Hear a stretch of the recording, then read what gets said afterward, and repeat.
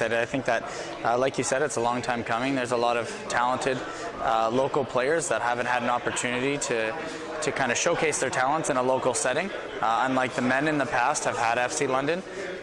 So for the women to be able to do the same, I'm just very excited to be part of the project. It's going to, one, it's going to create a challenge for me as a coach working with athletes of this level. Obviously a very different setting than some of the youth players that I've been working with. However, I have had a chance to work with college and university level players. So this is natural progression and the next step. So I look forward to it, but by no means do I think it's going to be easy. I think it's going to be a great challenge.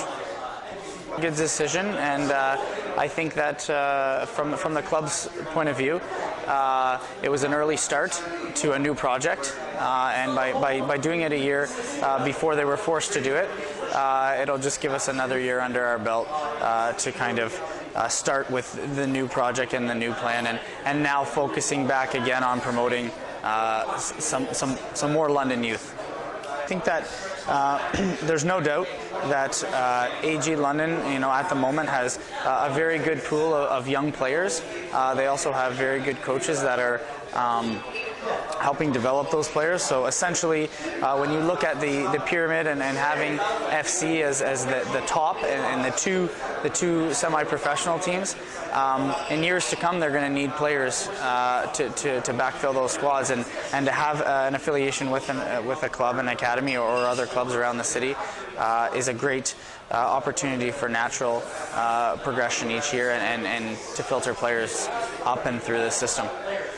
So tremendously. I think that to have a reserve program is what every other semi or professional club in the world has, and essentially throughout the duration of the season there's injuries and for whatever reason needing extra players to come in and backfill those squads, and it also creates competition within the two squads.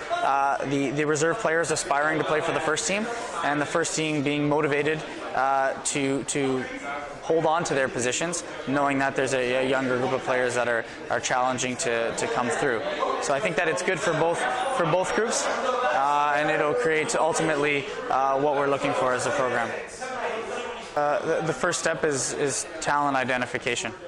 It's recognizing who are the strongest players in this city that are ready to play this year, and then the talent that are ready to play next year and the year after that, and making sure that we're not just focusing on one single season, but we're putting together a long-term plan to be successful and to have sustained success, because that's ultimately what it's about. At the same time, it is nice to look at players outside of the city, around the province, other players that are competing in the NCAA, the OUA, and bringing in top quality players to supplement our local talent and creating that high level of competition that we're hoping for. It's an important signing for us. Obviously, she's 21 years old, so in this league she'll be a very experienced player. Her resume speaks for herself. Having a player that's competed in those competitions, in a U20 World Cup, gives you that experience that you're looking for in tough matches and in tough situations. It also gives you a leader that the other players can look up to.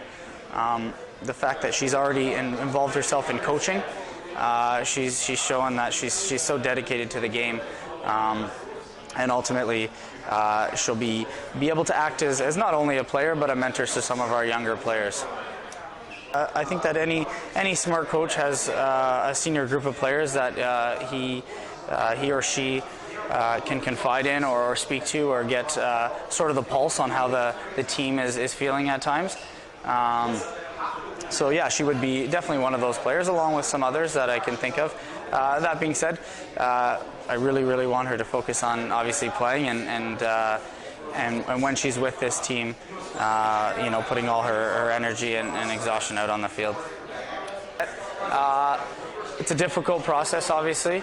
Combination of finding the right person with someone that has the time to do so. Obviously, it's a much larger commitment.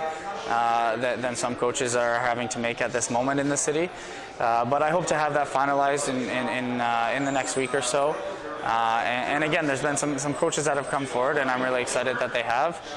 Just looking forward to talking to some people more and finding out what the best possible solution is for us. Things. One, there's no doubt and there's no sugarcoating it. We want to compete.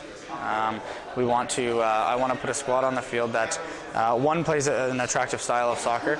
I think that style of play is very important.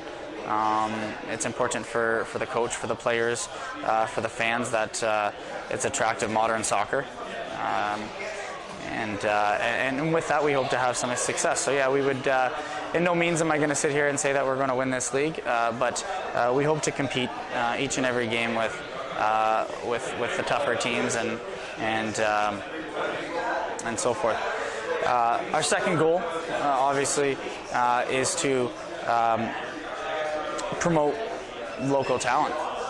There's some local talent here in the city that at the women's side haven't had an opportunity to showcase themselves and show themselves outside the university or college level. So to put them into a semi-pro league and allow them to showcase themselves in front of their local fans, I think that's an excellent goal in a way to continue FC London's tradition of being a good partner with the community.